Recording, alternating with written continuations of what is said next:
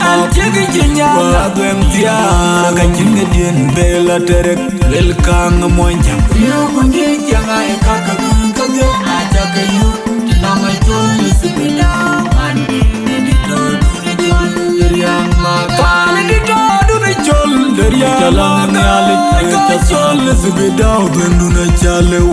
Yo kungi janga ekaka Kankora na wakami Tinama cholu subida Mandi Nidito duri chol Duriang maka Ina wajala Una nome chol Bibi Nakuka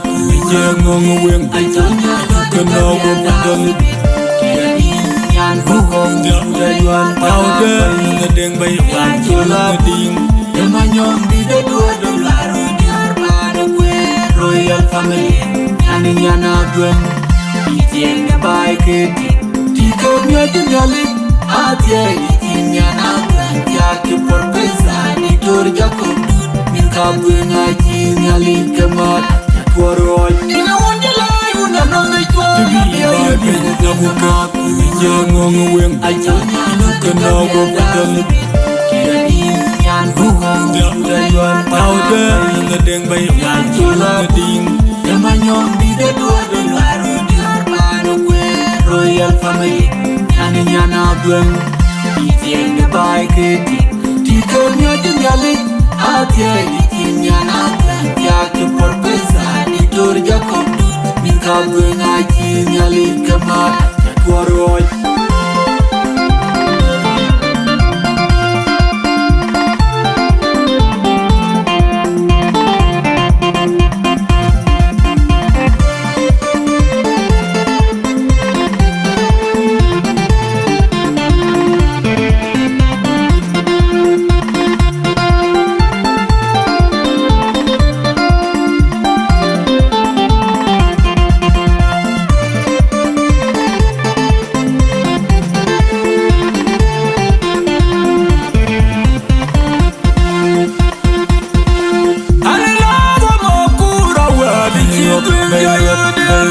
Antiga jinya Wadwem tia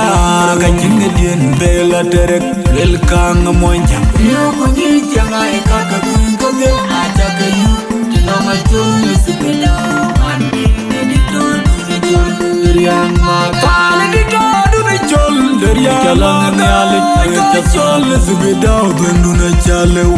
Yo kungi janga ekaka Kankora na wakami Tinama cholu subida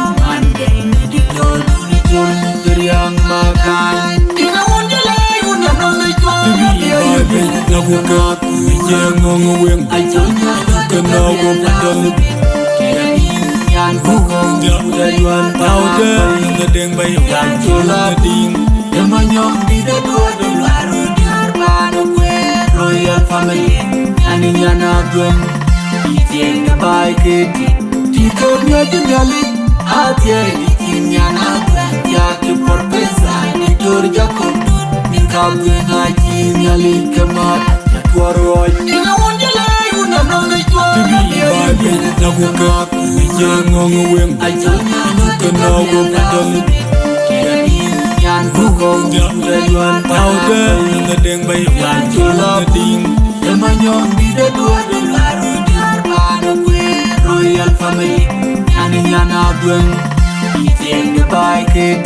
Tikomnya jenjalik Atia itiennya nabuen Tiaki porpesa Di Jakob Minta ngaji Nyali kemat Waroi